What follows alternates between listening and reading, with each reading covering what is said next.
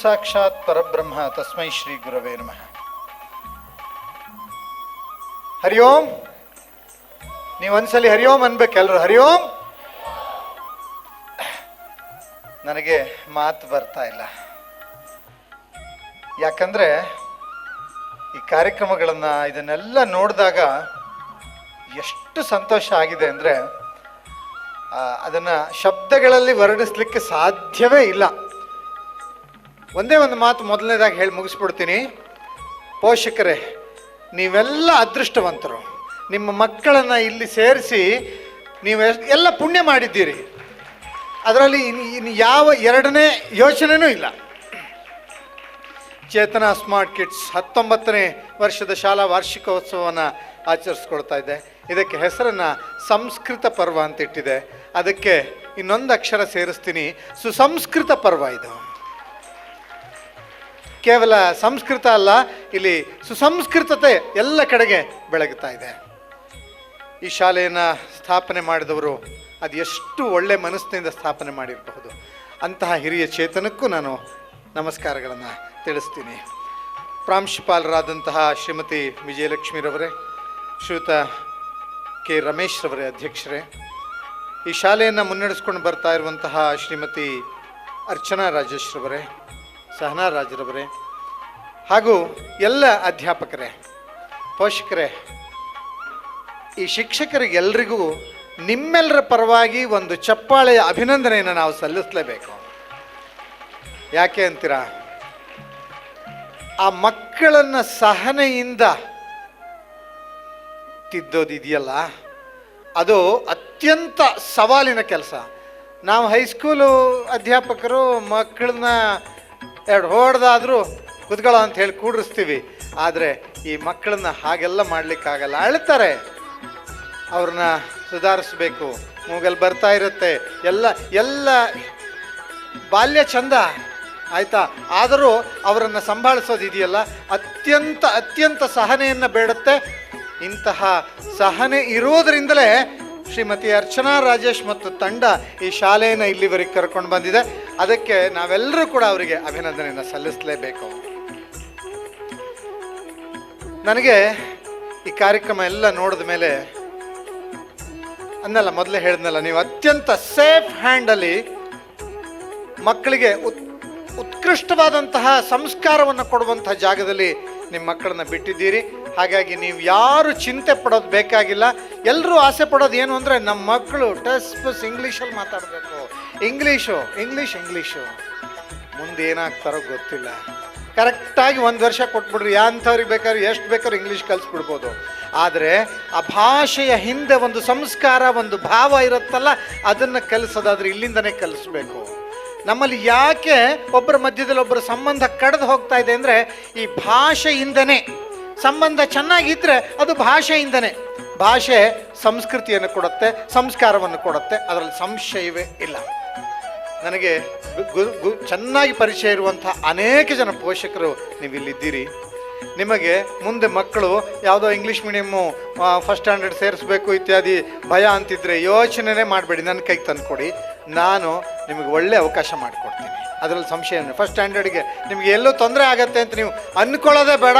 ದಯವಿಟ್ಟು ಇಲ್ಲಿ ಕೊಡ್ತಾ ಇರೋ ಸಂಸ್ಕಾರ ಇದೆಯಲ್ಲ, ಜೀವಮಾನ ಪರ್ಯಂತ ನಿಮ್ಮನ್ನೂ ರಕ್ಷಣೆ ಮಾಡುತ್ತೆ, ಮಕ್ಕಳನ್ನು ರಕ್ಷಣೆ ಮಾಡುತ್ತೆ, ಅದರಲ್ಲಿ ಸಂಶಯವೇ ಇಲ್ಲ.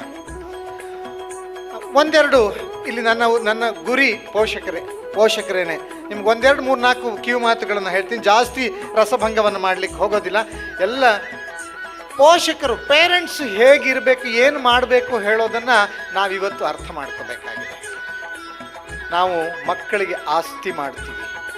ಆಸ್ತಿ ಮಾಡುವ ಭರದಲ್ಲಿ ಬೆಳಗ್ಗೆ ಸಂಜೆ ಹಗಲು ರಾತ್ರಿ ದುಡಿತೀವಿ. ಮಕ್ಕಳಿಗೆ ಸಮಯ ಕೊಡೋದಿಲ್ಲ. ಕಳೆದು ಹೋದ ಸಮಯ ಮತ್ತೆ ಬರೋದಿಲ್ಲ.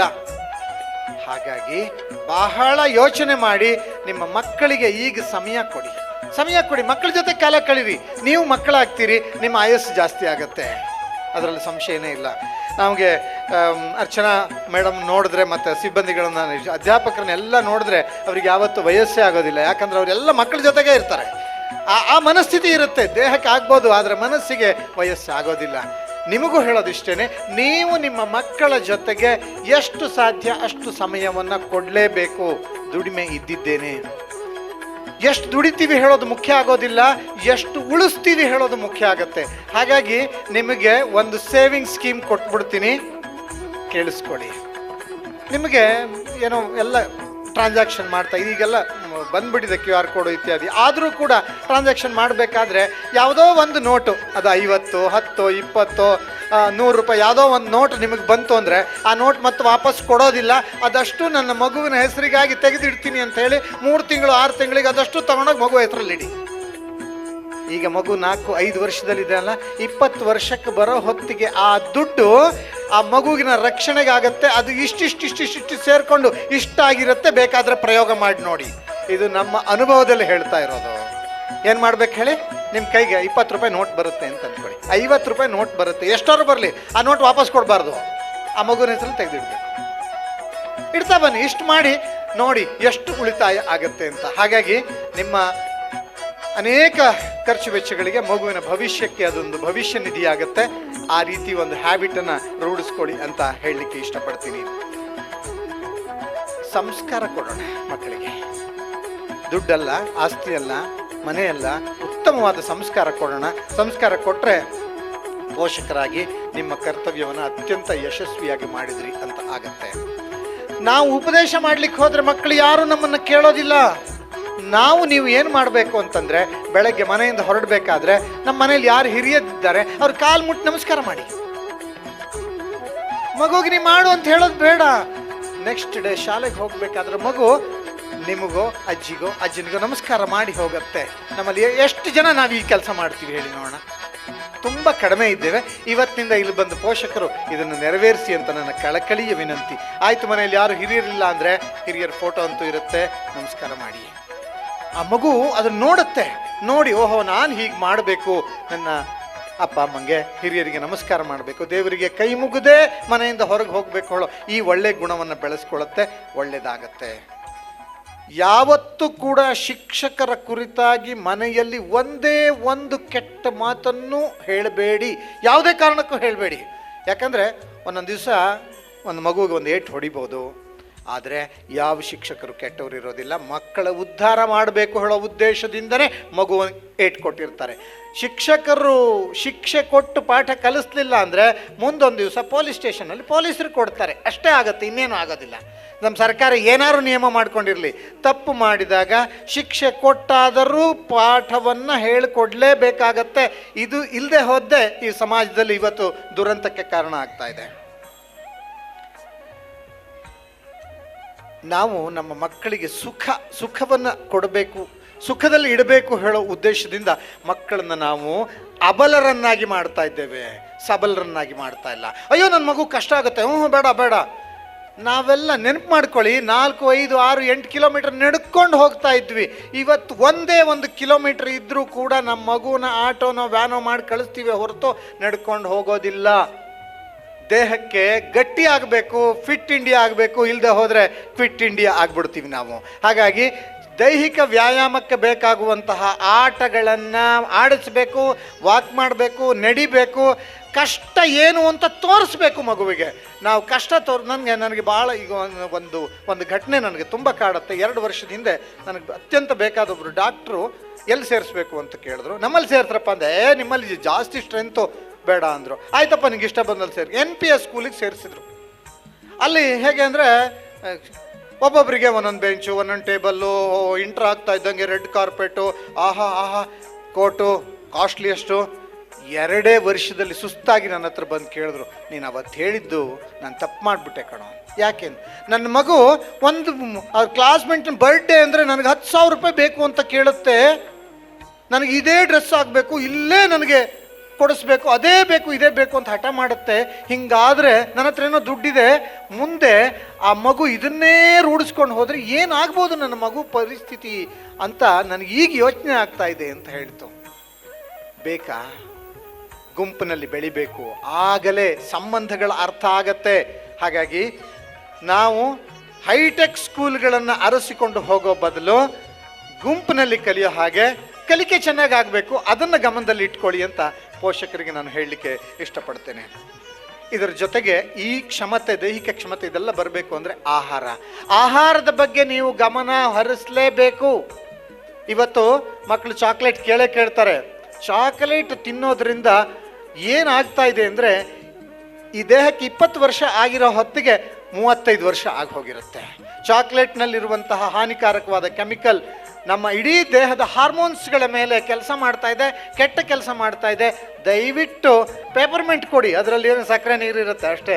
ಚಾಕ್ಲೇಟ್ಗಳನ್ನು ತಿನ್ನಬೇಕಾದ್ರೆ ದೊಡ್ಡ ಚಾಕ್ಲೇಟ್ ಇಷ್ಟಿಷ್ಟು ಉದ್ದದ್ದು ದಯವಿಟ್ಟು ನಿಮ್ಮ ಗಮನಕ್ಕಿರಲಿ.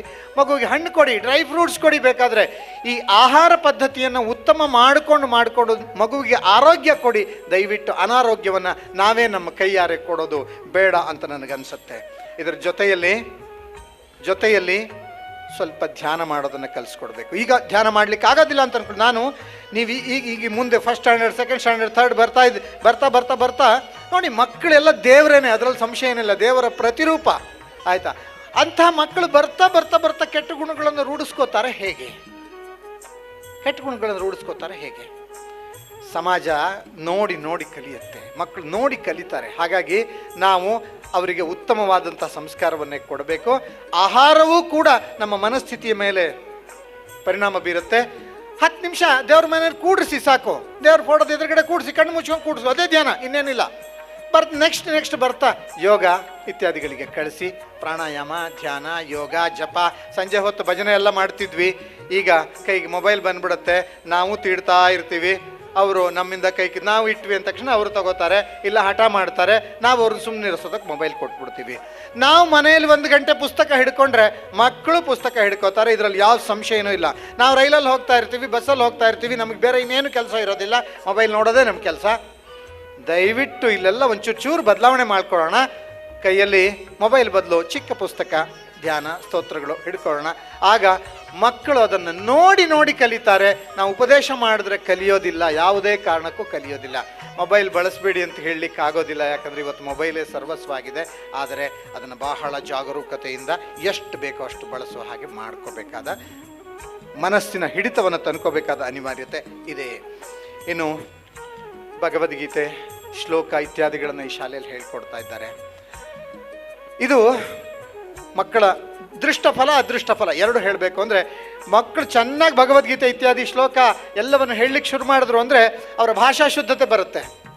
ಮುಂದೆ ಪ್ರತಿ ಹಂತದಲ್ಲೂ ಕೂಡ ಅದು ಅವರಿಗೆ ಸಹಾಯಕ್ಕೆ ಬಂದೇ ಬರುತ್ತೆ. ಇನ್ನು ಅದೃಷ್ಟ ಫಲ ಆ ಭಗವಂತ ಆಶೀರ್ವಾದ ಮಾಡ್ತಾನೆ.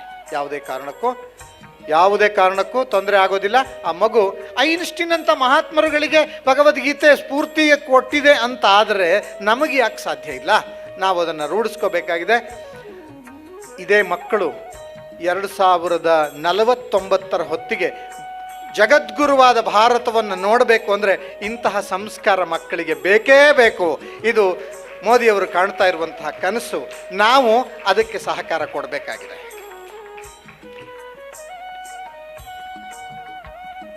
1 ಗಂಟೆ ಪುಸ್ತಕವನ್ನು ಮಕ್ಕಳ ಕೈಗೆ ಕೊಡಿ.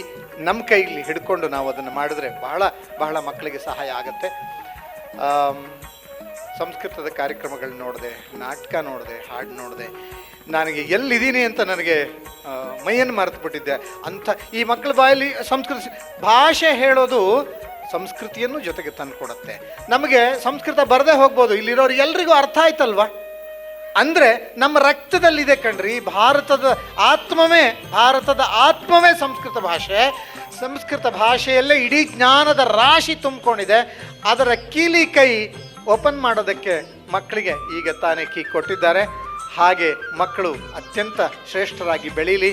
ಪೋಷಕರೇ, ನೀವು ಅದೃಷ್ಟವಂತರು. ಇಂತಹ ಚೇತನ ಜೊತೆಗೆ ನಿಮ್ಮ ಚೇತನಗಳನ್ನು, ನಿಮ್ಮ ಮಕ್ಕಳನ್ನು ಇಲ್ಲಿ ಸೇರಿಸಿದ್ದೀರಿ. ಯಶಸ್ವಿಯಾಗಲಿ. ನಾನು ಯೋಚನೆ ಮಾಡ್ತಾ ಇದ್ದೆ, 19 ವರ್ಷ ಆಯಿತು, ಇವ್ರು ಯಾಕೆ ಫಸ್ಟ್ ಸ್ಟ್ಯಾಂಡರ್ಡ್, ಸೆಕೆಂಡ್ ಸ್ಟ್ಯಾಂಡರ್ಡ್ ಶುರು ಮಾಡಿ ಶಾಲೆಯನ್ನು ಶುರು ಮಾಡಲಿಲ್ಲ ಅಂತ ನಾನು ಕೇಳ್ತಾ ಇದ್ದರೆ, ಅವ್ರು ಮೇಡಮ್ ಇಷ್ಟೇ ಸಾಕು ಅಂತ. ಅಂದರೆ ನಾನು ಯಾವಾಗಲೂ ದೇವ್ರ ಜೊತೆಗೇ ಓಡಾಡ್ಕೊಂಡು ಆಟ ಆಡ್ಕೊಂಡಿರ್ತೀನಿ ಹೇಳೋದು ಅವ್ರ ಭಾವ ಅಂತ ನನಗೆ ಅನ್ನಿಸ್ತು. ಮಕ್ಕಳೇ ದೇವರು. ನಿಮಗೆಲ್ಲರಿಗೂ ಒಳ್ಳೆಯದಾಗಲಿ, ಶುಭವಾಗಲಿ.